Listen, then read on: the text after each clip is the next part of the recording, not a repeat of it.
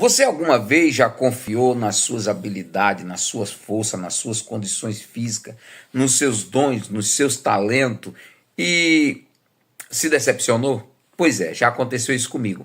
Eu confiei nas minhas habilidades, confiei na minha capacidade, nas minhas condições físicas e tentei pular de um lado para o outro, pensando que alcançaria com as minhas habilidades e meu condicionamento físico. E para minha surpresa, me decepcionei, me estabanei no chão. Quem sabe até com você já aconteceu isso. Pois é, meus irmãos e irmãs, a paz do Senhor. Tudo bem com vocês, família, tudo bem? E espero que sim. Mais um devocional diário da AD Holinés. Hoje é dia 10 de abril de 2025. E o nosso tema hoje é força na fraqueza. Pois é, às vezes nós confiamos na nossa habilidade, confiamos nos nossos dons, confiamos no nosso talento. E o escritor Provérbio, ele disse, olha, confia no Senhor, o teu Deus, de todo o teu coração, e não te estribe em teu próprio entendimento, em teu próprio conhecimento, em tua própria força. Tem pessoas que acreditam demais na sua força, acreditam demais na sua habilidade, quando ele deveria confiar e acreditar no Senhor. O apóstolo Paulo, ele disse o seguinte, ele disse que o poder de Deus se aperfeiçoa na fraqueza. Lá no livro de Hebreus está escrito que pela fé muitos homens da fraqueza tiraram força. Uma certa vez Deus chama um homem chamado Gideão. E Gideão ele vem com um exército de 32 mil pessoas para vencer uma guerra. A Bíblia diz que Deus fala para Gideão, Gideão, tem muita gente. Você vai confiar depois dessa vitória, você vai dizer, foi a minha força, foi o meu braço, foi a minha capacidade, minhas condições físicas, foi o meu exército que Deus. Então tem muita gente. A Bíblia diz que quem for covarde e medroso que volte. Voltaram 22 mil soldados. Ficaram apenas 10 mil soldados. Deus disse, Gideão, se eu deixar os 10 mil soldados, vocês vão vencer a guerra e vão dizer que foi o exército que venceu. E eu vou provar para você, Gideão, que não precisa desse número todo. Mande aí o povo tomar água, e aquele que levar a água na boca assim, né, esse vai me servir. E a Bíblia diz que ali fica apenas 300 pessoas. Irmãos, 300 soldados, sem arma, sem espada, sem escudo, sem lança, eles venceram uma grande guerra. Sabe quantos soldados tinha no exército? Havia lá 135 mil soldados. Resumindo, nós não somos fortes, nós vencemos com a força que vem de Deus. Nós vencemos com a força que Jeová nos dá. Por isso, diga o fraco, eu sou forte. Chegamos aí no livro de 1 Samuel, capítulo de número 15. No capítulo de número 15, Samuel chama Saul e dá um conselho a Saul. Saul, você sabe que na casa dos teus pais você era o menor. Deus te escolheu, mandou eu te ungir, consagrei rei, né? Agora Deus tem uma tarefa para você. Já falhou uma vez, né? Já falhou, já errou. Deus tem mais uma tarefa para você. Deus manda você agora ir destruir todos os amalequitas. Por quê? Porque os amalequitas fez uma grande maldade quando o povo de Israel saíram da terra do Egito. Eles não deixaram Israel passar lá e, além disso, ainda guerrearam contra o povo de Israel. Às vezes as pessoas veem Deus agindo e estranha quando Deus manda destruir todas as pessoas. Mas é porque a Bíblia diz que Israel é a minha propriedade particular, diz o Senhor. Israel é como se fosse a menina dos olhos de Deus. Agora imagina se você aguentaria alguém colocar o dedo assim no seu olho e ferir. Não consegue. Então Israel é a menina dos olhos de Deus. Deus tinha todo o direito como criador, como preservador da vida, de mandar fazer com aquela nação o que ele bem quisesse e entendesse. Eu costumo dizer que a grandeza de Deus, a soberania de Deus, de ele fazer com as pessoas, com o exército, o que ele quiser, é como se alguém vai numa praia e a pessoa vai lá numa praia e monta um castelo muito bonito na areia, né? Só que aquela pessoa que construiu aquele castelo lindo na areia, aqueles monstrangos, né? Aquelas coisas tudo bonito, a pessoa constrói e depois a pessoa vai embora. Quando a pessoa vai embora, todo mundo fica admirando aquela paisagem, achando lindo, achando magnífico. Só que depois a pessoa que construiu, ele volta. Ele já está enjoado, ele diz, agora eu vou destruir tudo isso e vou criar novos castelos. E ele sai derrubando tudo ali da areia. As pessoas, por não entender, por não ver que foi ele que criou, que ele era o autor, que ele era o criador daquilo, aí vão ficar, o cara tá louco, o cara tá doido, como é que pode fazer um negócio desse? Aí vão reclamar, e a pergunta é reclamar por quê? Se fui eu que fiz, fui eu quem criei, fui eu quem construí, eu não posso fazer do barro o que eu quero? Isso é a questão que Deus fala lá para o profeta Isaías. Porventura não tem o oleiro para fazer do barro o que ele quer? Então, se as nações são de Deus, todas estão nas mãos do Senhor, ele pode sim fazer com os amalequitas o que ele quer. Então vamos voltar lá. Aí ele manda Saul destruir todos os amalequitas, Saul vai destruir os amalequitas, quando chega lá mata todos os homens, mulheres, crianças, e era para matar também os animais, jumento, mula, matar tudo, matar tudo, matar tudo. E a Bíblia diz que quando eles vê umas vaquinhas gordas, né, uns bezerros gordos, uns cordeiros gordos, eles traz vivo. Aí Deus fala para Samuel, Samuel, olha, Saul errou de novo. Eu mandei ele destruir tudo. Ele trouxe um monte de animais aí, Samuel. Vai lá. Aí Samuel foi lá e disse, e aí, Saul, como é que você está, Saul? Mas, Saul, você desobedeceu a Deus? Não, eu não desobedeci. Antes, eu cumpri tudo que Deus mandou fazer. Ele disse, ô, Saul, a Bíblia diz que assim, a Bíblia a desobediência, Saul, é pior do que o pecado de feitiçaria. Deus mandou você destruir todo mundo? Sim. E por que você não fez isso? Por que você não matou todos os animais? Ele diz, é porque eu tive medo dos soldados. Aí ele confessa, eu pequei contra Deus. Pequei. Aí ele disse, olha, Deus já passou de ti o reino e arrumou alguém que é melhor do que tu, viu? Tem gente que se sente arrogante. Eu falei logo no começo que Saul era um homem muito humilde logo no começo, mas depois ele começa a se exaltar. Tem pessoas, mais uma vez, que passam os pés pelas mãos, sabe, irmão? Era a humildade em um determinado tempo, mas depois começa a se exaltar. E ao exaltado, Deus humilha. Muito bem, ele trouxe também lá, do meio dos amalequitas, ele trouxe o rei Agag. Agag está preso, né, está nas dependências aí de Israel. Chega lá Samuel e diz assim, traz Agag. Aí traz Agag. Aí Agag vem todo feliz, a Bíblia diz, ele todo sorridente, e disse, deve ser porque já passou a vontade deles me matar, já passou a ira. Samuel chegou e disse assim, ô Agag, você já fez muitas mães chorar. Agora, Agag, chegou a vez que quem vai chorar é a sua mãe. E a Bíblia diz que ele vai e mata Agag de uma forma cruel. E agora, eu fiquei pensando assim, quantas pessoas, quantos bandidos, quantos homens aí já fizeram tanta mãe chorar?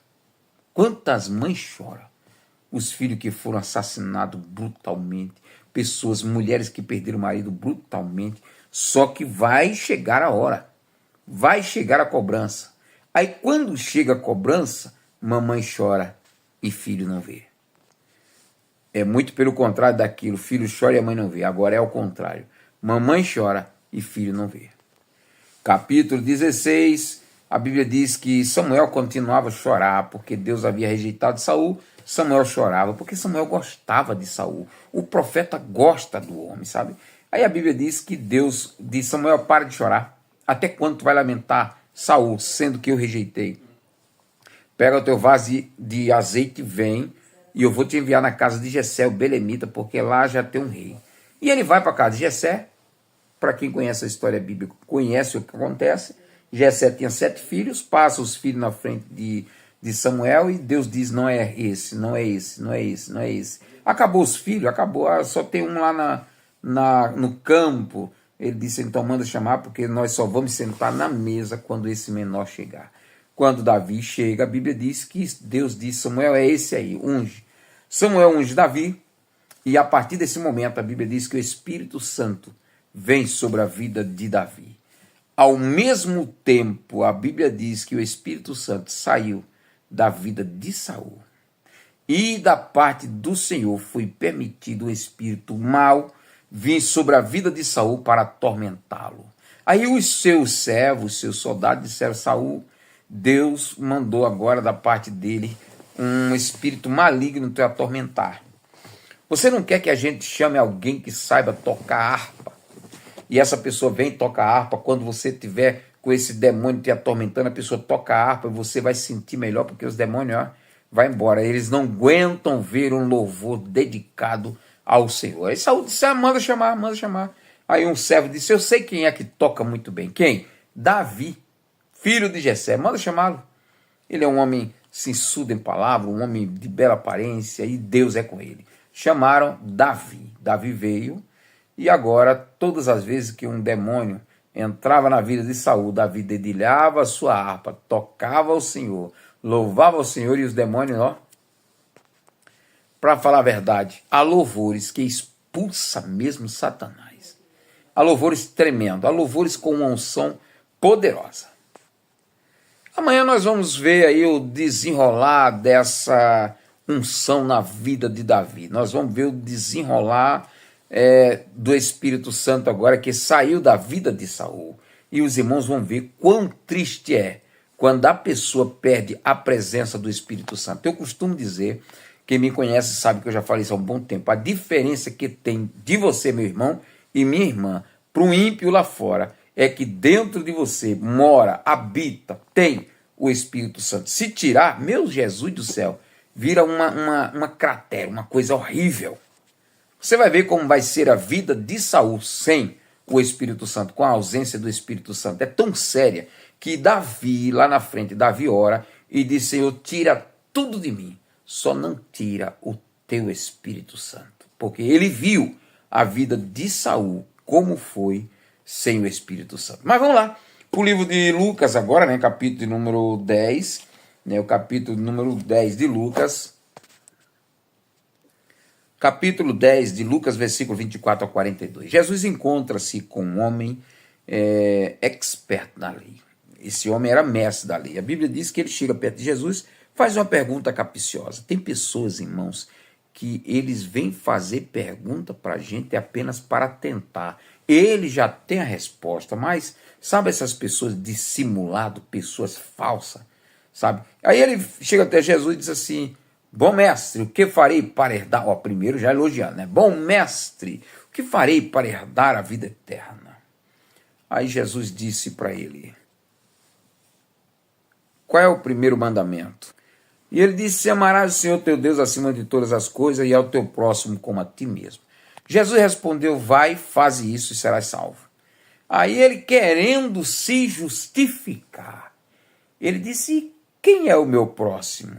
Aí Jesus conta a famosa parábola do bom samaritano, ou do samaritano. Essa palavra bom samaritano é que colocamos um adjetivo para mostrar que aquele era bom e que os outros eram maus. Mas o texto diz a parábola do samaritano. A Bíblia diz que Jesus conta que um certo homem descia de Jerusalém para Jericó, caiu na mão dos assaltantes, dos salteadores, apanhou, bateram nele, deixaram ele como meio morto. Nesse momento passou um levita que passou para o outro lado e não socorreu. Passou também um homem sacerdote, também passou de largo e não socorreu. Eu até lembrei da história do rato, mas não vou contar aqui que vai demorar muito. Diz que um certo fazendeiro, ele comprou uma ratoeira para dar fim ao rato. Aí o rato, preocupado, foi contar para a galinha, disse, ô galinha, compraram uma ratoeira, e agora a galinha? E agora? A galinha disse assim, eu não tenho nem a ver com isso, não é problema meu, eu não sou rato, eu sou galinha. Aí ele correu, disse que foi pro porco. Aí chegou lá no porco e disse, ô seu porco, compraram uma ratoeira, e agora seu porco? O porco disse assim, olha, eu não tenho nada a ver com isso, eu não sou porco, eu sou porco, eu sou rato, e daí por diante.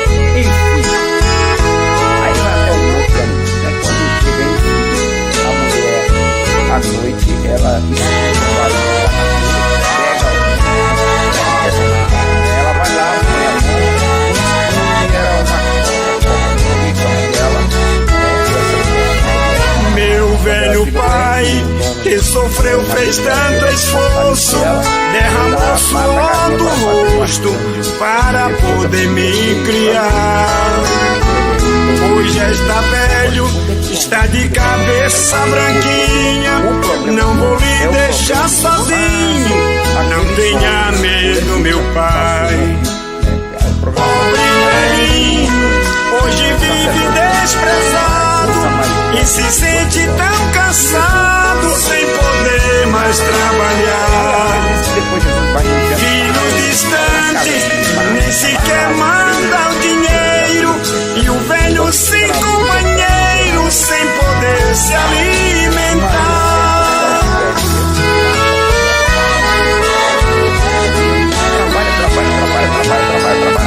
Filho adoece, o pai não quer ver gemendo, mesmo de noite ou chovendo, procura um jeito pra dar. Quando melhora, se esquece, vão embora. Muitos deles nem se lembram que fez o papai chorar. Pobre velhinho, hoje vive desprezado e se sente tão cansado, sem poder mais trabalhar.